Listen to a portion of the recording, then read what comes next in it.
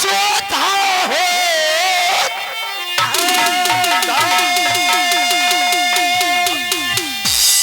महादेव सुमरा चोरी कैलाशपति को लिए बचे रंग बलि जी के नाम थोड़ा हो सुमारिए भैया बन के चोरी को लिए बचे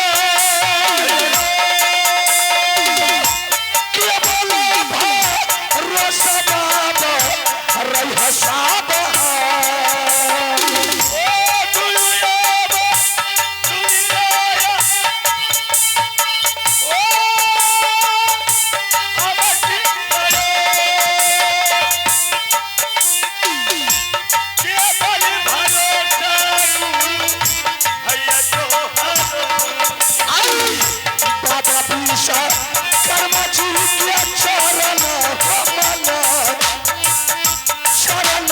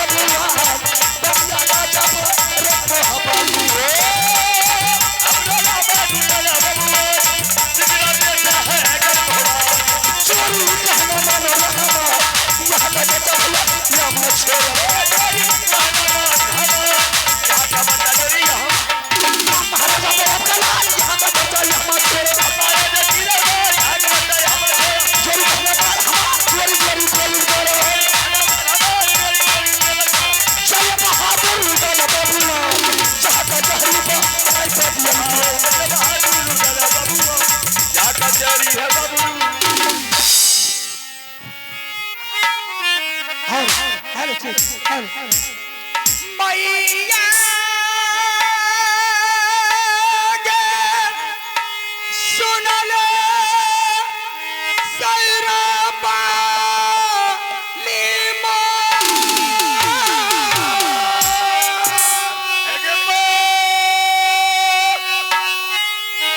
तोरा गे भरोसा या न रुपया गे सब हागे लागे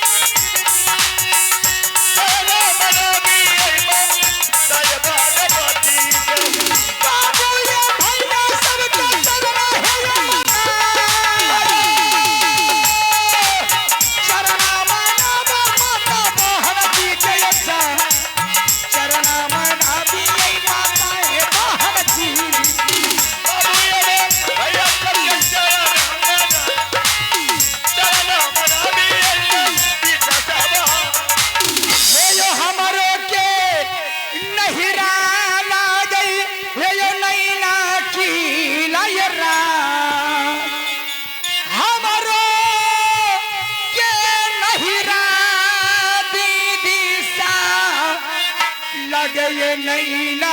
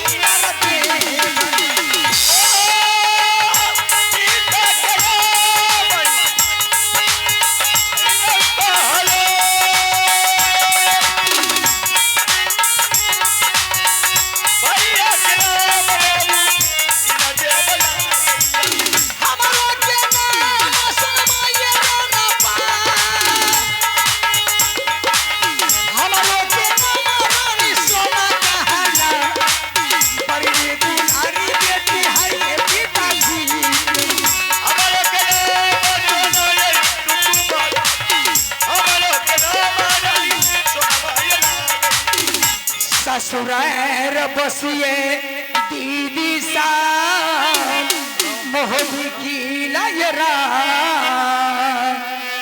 ससुर जी के नाम लागिए राजा जा सरसी ससुरार बसिए हाँ मोहब्बत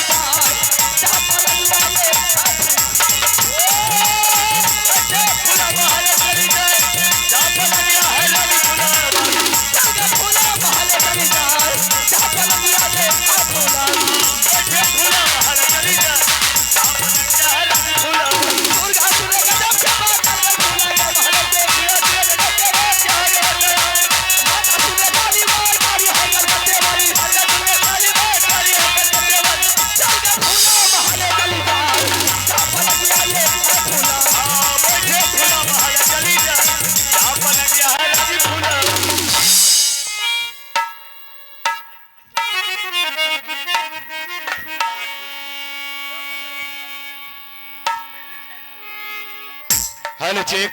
हेलो सम्मानित सज्जनों, माता एवं बहन और महफिल में बैठे हुए हमारे पिता तुल्य तमाम श्रोता भगवान को हम श्री आनंदी नाट्य कला परिषद माखर सिमरी बख्तियारपुर सहरसा सभी दर्शकों के चरणों में लाखों लाखों बार नमन करता हूं। लाखों लाखों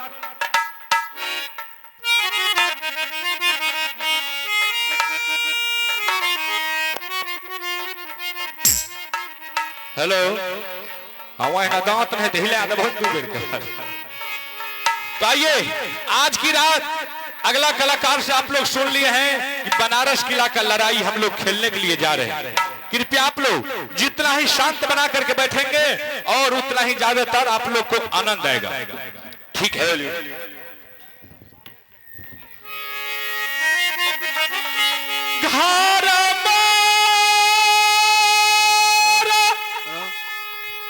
घर लगे बाबू साहब हे औरिया लकी लायौरा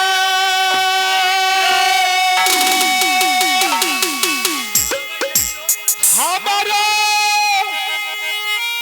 के घर लगैया अकेला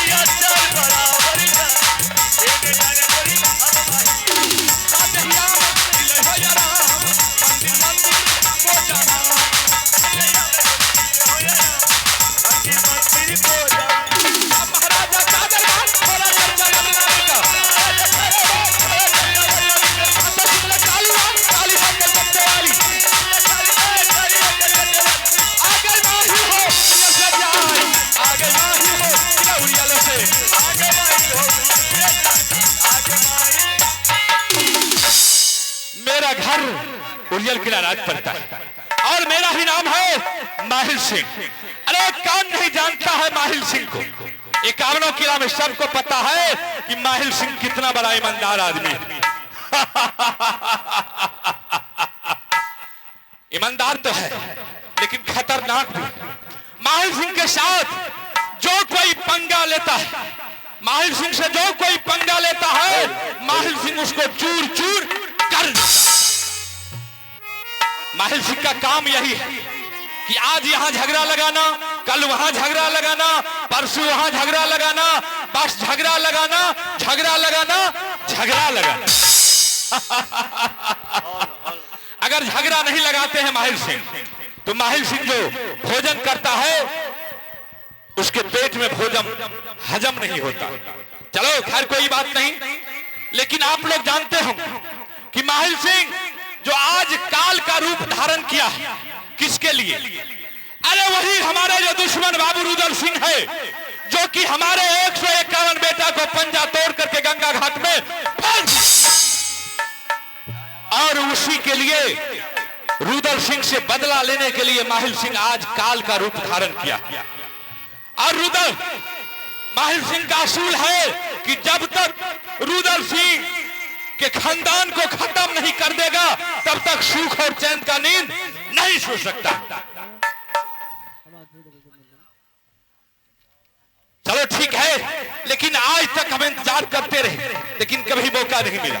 लेकिन आज मेरा जी करता है कि आज हम बनारस किला राज की तरफ चलूं, क्योंकि हमारे बहनोई जो जासर सिंह था उसका दोस्त बनारस किला वाले ताला सैयद है।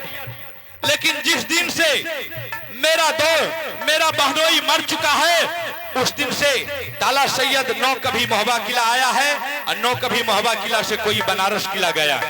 तो आज हम जाते हैं बनारस किला राज, देखते हैं कि मौलाना साहब का क्या हाल समाचार है, उससे पता करके अगर मुझे मौका मिल गया, अगर मुझे कहीं मौका मिल गया तो अगर हम कामयाब हो जाएंगे ताकि चुगली सुतारने में, तो हो सकता है तो मेरा काम वहीं से भी शुरुआत हो जाए। खैर कोई बात नहीं, पहले हम बनारस किला चलते हैं मौलाना साहब के पास। अकिया हो रामा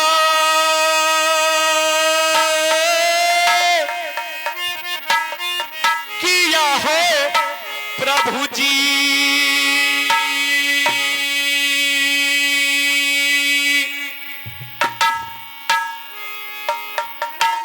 अरे चले माहिला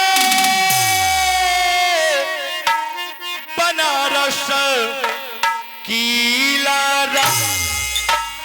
जान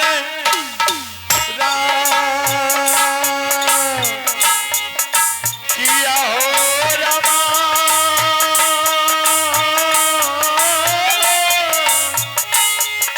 किया हो प्रभु जी,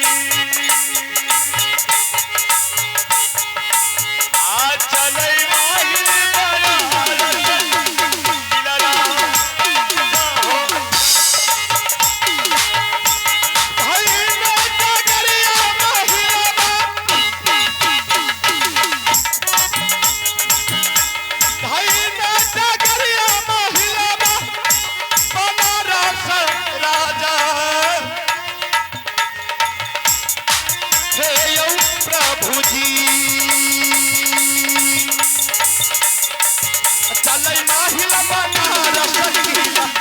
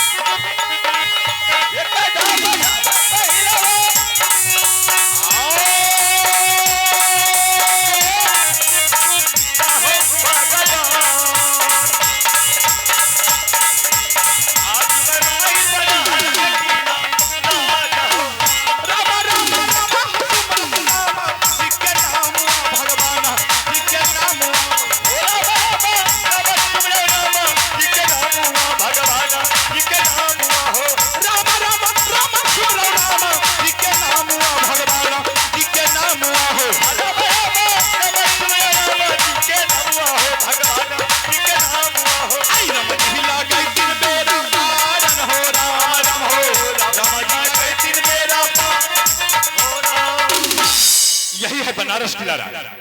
लेकिन यहाँ दरबार में हम किसी को नहीं देखते। चलो ठीक है, थोड़ा देर छिप करके आराम करते हैं। हो सकता है कहीं मौलवी साहब मस्जिद गए होंगे, तो मस्जिद से फिर दरबार आएंगे तो उससे हम मुलाकात करेंगे। करैया राम महिला सरदार, करैया राम हो अब बनारस, ओ करैया राम महिला सरदार।